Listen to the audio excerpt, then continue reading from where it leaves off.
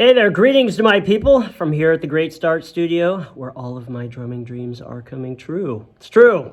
So this is where I'm shooting a video of the entire instructional series here in the studio, the 13 volumes of the London's Great Start Drum Set series. It's printed and the Kindle versions are available on Amazon as well as on my website, which is London's Great Start Drum Set. You can go there and check it all out. All my new videos from the studio will be available on that website for online lessons. Today I'm going to be talking about revealing some of my original drum heroes, what I call the Artistic Influence series. Drummers that I can actually see some of their playing in mine, that they've influenced me to that level. Drummers who truly changed my playing for the better, all the way through. There's some influence there in my actual hands and feet when I play. If in the studio, if I made posters of all the tribute, as a tribute to all the people, it'd just be every inch of every wall would be covered. It's just that these are the ones that have really, really influenced me in some foundational sort of way. So I made these posters as a tribute and a reminder of these great players. They're in my office. I'll be showing you.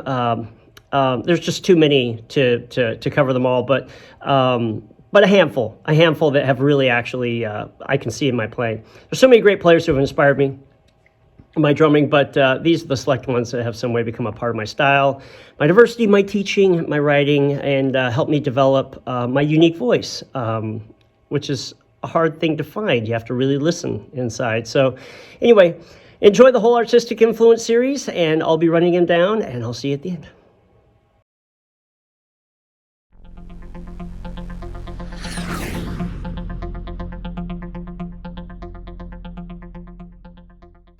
So next up on my inspirational video series of posters that are in my studio here is Virgil Donati, and this will be the last of the series. I think there's 19 in the series of players whose playing has really affected me to the point of that I see it show up in my playing. And Virgil, I have way too much to talk about with Virgil, but I just want to hit the highlights here if I can. I was working in a music store, had about 70 students a week for forever, decades. And we would have clinicians come in, brought in through Sabian or whoever, and they had a big room where we had the clinics. It was really a perfect setting. And Virgil was one of the guys that came up on the list for Sabian, and we didn't know who he was. And so anyway, we had him come in.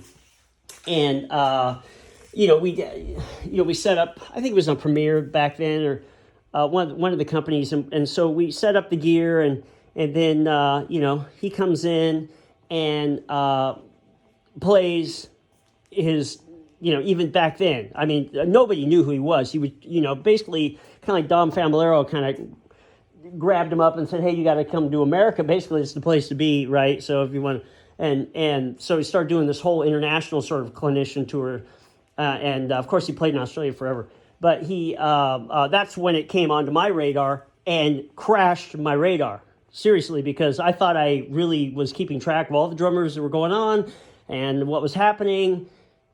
And here's Virgil out of nowhere. It actually really crushed me. It was so unbearably good, where he just basically played and played and played and played and played. One of these kinds of things where he just let his playing basically do most of his talking. And it was sleigh after sleigh after sleigh of different mechanical ideas. And it's just unbelievably hungry in so many directions. And I was sitting side stage to the drums. I was just like, just make any mistake, just click a rim, drop a stick, any kind of thing. And I was thoroughly crushed at that point. I just thought I knew. I had him in the back room talking to him before, asking him all these different questions about what he thought about Simon Phillips and all these different players that are playing, double bass. And he basically, I was really trying to, I turned into this kind of super fan geek person where I just start asking a bazillion questions. You just learn more when you do that. So I was like, I'm just going to ask every kind of question. And he was kind enough to put up with me, I guess, basically. But basically, he kind of wrapped all that up into a package, and he said, well, look, I'm so busy chasing what it is that I'm that I just don't really have time to really kind of be following everybody else's work. That spoke volumes to me. I'd never heard anyone ever say anything remotely like that, of course, with the authority that he can do. And I was like, is this something you can really do, is kind of get to a point where you're so solidified in what you're chasing that you literally are not tracking everybody else's stuff? I mean, I was so consumed with trying to keep track of everybody and every book, every kind of article. And so at that point, that thing really affected me. So that was the night where I have a former student, Jeff Bowders, who teaches at MI, and I was telling him we had this clinician coming in. It happened to be the same night as Mike Mangini was playing with Extreme, and so I go, hey, you go check that out, and I'll check out Virgil. And then we came back, and he had so much to tell me about Mangini's kit setup was a mirrored setup like mine, and I'd never heard of anybody doing that. And I was trying to communicate with him that you will not believe this Virgil guy, right? And Virgil has gone on to just pound these ideas to death. He's completely consumed with chasing them down until he absorbs them into what I call your inner circle. Your outer circle is all the stuff that you kind of study that you could kind of do if you had a couple days to prep, or right, but you couldn't just really just throw down on it. And all your inner circle stuff is if somebody just puts you on the spot and goes, hey, just play me something. Well, that's what's going to come out, is all the stuff in your inner circle, the stuff that you really own, that you've mastered enough to just sing and play and feel and not think and cognate and rationalize. And so, but he takes these things and just brutally draws them into his inner circle so that he can just perform them. And that's once again, there's a bazillion things here. It really affected me. His use of double bass, double strokes. And so I was chasing that down for quite a while, and decided to make a change so that I am not doing double strokes now. But there was a period of time where I was chasing that down. I was really on this whole thing. And this goes back to kind of the Simon Phillips idea of that he sees double bass players very differently, and that he would do stickings kind of with your feet. And anyway, that's a whole nother series of videos to talk about. But that really affected me at the time. And then, of course, there was Modern Drummer Festival, where he's playing every kind of, thing that he's just putting it in there. He's just putting all these ideas in there. And then he has that little thing where he had a little kit, kind of a little configuration that was where he had his back to the audience, and he's talking and he's playing this crazy phrase that was, if you have a one beat loop, and then you have to play against it. So that's like an ostinato. Let's say it's a 3-note group, diddling, diddling, diddling, diddling, diddling, and you basically have 3 limbs that solo against it. There's a certain amount of complication in that. And then when you go to 2 beats, which kind of brings you more over kind of sort of into a jazz sort of 2-beat ding, ding, ding, ding, ding kind of a thing, where you basically have a 2-beat repeat, and then you're soloing across that. Well, it really is kind of like exponentially harder, because you're adding twice the value to keep track of while you're, so it's like doubling the amount of sequences you could have for like statistical math, like so for the lottery or something. But then when you have a 4-beat repeat, would be like a Latin phrase, da da da da da da da da da da. So you have a 4-beat repeat, and that goes exponentially more on what was already exponentially more. But when you get an 8-beat repeat, so I was like, I've never heard anyone keep track of an 8-beat. So he's got this double bass thing. It's like an 8-beat repeat where your feet switch feet. And then he goes, and then you could try doing this and do that. You could kind of just solo over it. And he starts kind of soloing over it. And you're like, wow, how deep is this guy? It's insane, right? So Virgil's got it in so many different ways. He was promoting a CD called Stretch. I think it was like his first CD to use on the clinician thing. And I ate that up. He had another one on the Verge, which I think that was the first one that might have had alien hip hop on it. And I can't remember the name of that. I can't remember what that is. Something insects, and had the ants on it, and that truly affected me like crazy. And so, but when I got home from that first clinic, I had never had this in my life. I've never had it since. where I started playing and I was like, okay, I'm gonna, every clinician is so motivating and all this stuff. And it just sounded like baby talk. I mean, it just sounded like I just all of a sudden just only had a crayon and that was it. And nothing to color, nothing to add. And I was like I was really breaking me down to the point where I was like, you gotta be kidding me. I mean, I have nothing to say on the drums. It's like mine. I mean, I just totally flipped my whole world upside down. And then, so I tried practicing, and then I gave it up, and then I was like, okay, well, I'll get back on there. So I get back on there a couple days, and it was the same, except it was like double nails in the coffin somehow. I'm like, it's like, what are you even doing? Why are you even bothering? Because you have nothing to say on the drums.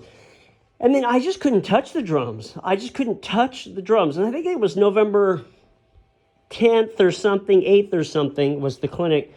And I tried it again like a month later, and I just couldn't. I just literally could not get back on the drums. I like, what's the point? You have nothing to say, nothing to offer. And but by the time I got to New Year's, I kind of restructured myself in a way that allowed me, I guess, to continue to pursue the drums in sort of different terms of just saying, well, what is it that you want to do on the drums that's unique to you? What is it that, I mean, those are Virgil's ideas. What would be your ideas? Because there's a whole universe of space out there, and Virgil went out there and planted his flag on these various, planets out there in the solar system, and you basically go, well, yeah, but where are you going, right? So I started kind of flipping my senses there. Hugely changed my life, changed the whole trajectory of how I study. I owe that to Virgil. It's unbelievable. Virgil's done so much work. I mean, then with Planet X and an Apocalypse song, and oh man, there's so many incredible tracks that he's done. I played with Tony McAlpine, did some work there, and of course, and then he was with Alan Holdsworth, and the legendary Alan Holdsworth, and was able to play very freely, kind of in a much more jazzy sort of spectrum to play. But I mean, when he was at that first clinic, and they had, what was it, power drumming or something like that was the DVD that we all watched the video. And that just played in the store from forever. And we would watch all the different layups of all the different note configurations that he would practice. And so I got sort of an idea of how he practiced. Fast forward 3 years, and we just decided to have him back. And I was like, I'm determined to ask him every kind of question I'm going to ask him. And so I went up to the airport with the secretary at the time to pick him up. We pick him up, and I had him. I was in the back seat, he's in the passenger seat, and I am like haranguing him with every kind of question as fast as I could talk. He had this thing, and there was a Modern Drummer interview where the interviewer was prefacing the thing by saying, yeah, when I got up to the hotel room, the whole hotel room was all hot and sweaty from him even just practicing in the hotel room. The guy never stops, he never breathes, he's just always practicing, right? And so I was giving him a hard time. I go, come on, tell me the truth about this article. That you knew that guy was coming up, so what you did is you started running around doing a bunch of push-ups, and then you turned the heater on, and then put the shower on hot, so it looked like you're really working hard in there. I go, that's why. And then the secretary's like, Larry, please calm down. And he's like, no, it's all right. It was blah, blah, such and such. But I had every kind of question to ask him about his foot technique, about the way that he approached the pedals, because when he got the pedals, he used the pedals that were in the practice room. And so those pedals came back radically different settings than I had ever had, and the throw was all the way back. It was hitting me in the top of the foot. So I was able to ask him about that, which he said, well, you don't want your pedal to have, any kind of restraint, because it's just like with your stick, you want to be able to swing it up for these big phrases of force. If you need to use that, you need to do that with the bass drum. So I radicalized my whole bass drum technique based on that. And I'd gone through like every kind of thing with bass drum already. I just hadn't done that. I mean, I remember there was an article in Modern Drummer where one of the guys was saying, he goes, look, if you really want to test your bass technique, just take your springs off. And then you'll see that whether it's actually bouncing off the head or not. I was like, wow, I've never heard of that. So I just took my springs off, and my bass drums were just like dying right up against the head, because they really literally were not responding like I thought they were responding. And then you have to really I thought it was a great exercise to do just to get them to respond, to make sure they're bouncing back. And but Virgil's settings just once again radically changed my life. So I was eating up all the articles that I could on him, and every kind of little handout, from the Modern Drummer Festival and all that stuff. And it was just a huge impact, those two clinics. When he was there the second time, he was playing tracks completely off of the next CD. And once again, he just played down track after track after track after track, just numbing you with technique after technique after technique. I'm like, man, he is a machine on this stuff. I just never saw a clinician just do that. Well, in the middle of that, he actually had, he's not the most comfortable person really to volley conversation this way, but he took some questions, and sure enough, he's talking about practice and how important it is and all this stuff. And some kid, teenage kid, he says, Virgil, I know, you're talking about practicing all the time, but what do you do if practice isn't fun? And seriously, Virgil, I think he actually took it personal. I'd never seen a clinician actually start kind of getting upset, over the question. He was very pointed and kind of went on this long rant about practice. And basically, to boil it down, it was actually kind of uncomfortable for me, because I'd seen so many clinics, and I was like, wow, this is really getting under his skin, this question. And I know the kid didn't mean that he doesn't practice, but he just feels so determined to promote that practice is work. So he basically, in the end, boiled it down to this kind of thumbnail, which was look, if you're practicing and it's fun, you're not practicing. Practice is work on top of work on top of work. Playing is fun. Practice is work. And it once again really affected me, because I'm like, that's right. When you are playing to just, I don't know, kind of get your rocks off and play all the stuff that you kind of feel good about because you're just playing freely, that's not really practice. Practice is where you take something from zero and get it, to where it's up to 20 miles an hour, and then you can kind of creep around the track until you speed it up. Introducing new ideas that are foreign to you is always uncomfortable. And so for him to be so almost emotionally charged in a kind of a moderately upset way that you can be on a public setting, answering this question, once again, really affected me to say, yeah, it's okay to defend hard work. Hard work is where, it's like the shortcut is hard work, which is the Colonel Sanders quote. That is the shortcut. Everything else is the long way. You think it's the shortcut, but you're really just deferring problems off until later. Huge impact for me. So Virgil's he's had a number of different setups. I like the setup that's in the poster where you have the toms up in the air. He kind of went through that, and it's just like the super showy sort of having the toms up there, and that was like a kind of a phase he went through. And but his configuration has not changed a great deal. He's been very clear about his tom order and his he's got a couple hi-hats, and he's got the remote hi-hat. I remember asking him about this other remote hi-hat at the clinic, and I was like, I have a remote hi-hat, but I just can't quite figure out why you would ever have two remote hi-hats. And he just turned and he goes, all will be revealed.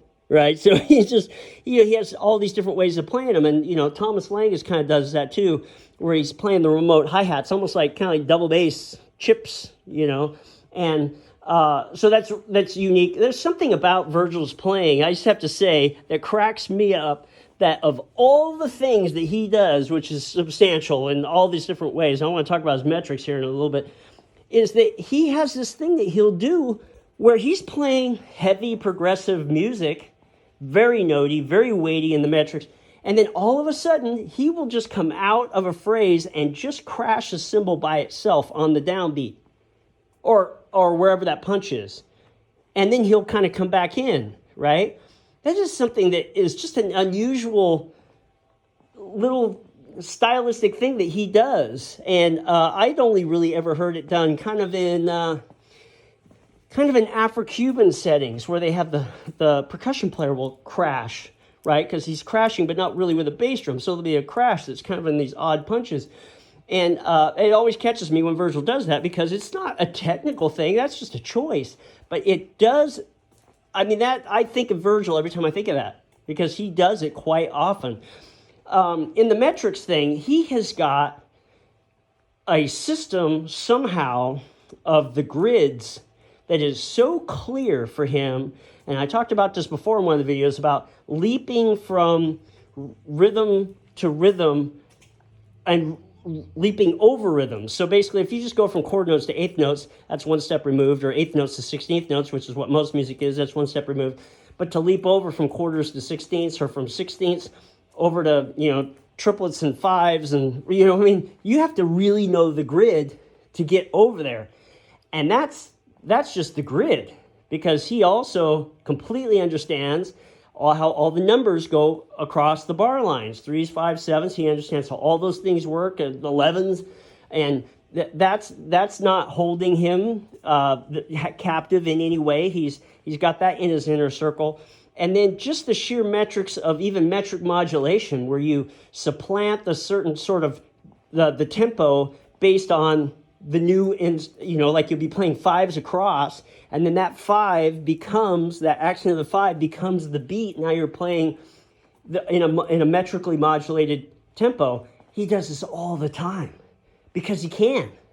He's like inside the numbers. So I have way, way too much to talk about Virgil's impact in my life. It started with that clinic, and then his CDs, and then, of course, all the incredible work that he's done, but also the Modern Drummer Festival was just a lot of brilliant work there. And it's, once again, just like the clinic, completely live, completely unedited, just to throw down straight top to bottom. You either do it or you can't, right? It's a light switch. You either turn the lights on and it's genius, or you fall apart. He's reaching and achieving. So Virgil, I just have to say, in so many ways, you've really, really affected my life. You've affected my life in how I set my pedals, in how I view double bass playing, in the metrics, in the seriousness of hard work. These things are just monumental in where I'm trying to go with this sort of compositional sort of drumming, with the melodic nature of movement from left to right. I owe that to you. There's so many things I can't express them all in this video, but anything that you do, of course, I would love to hear, and I just thank you for all of your impact on my actual drumming.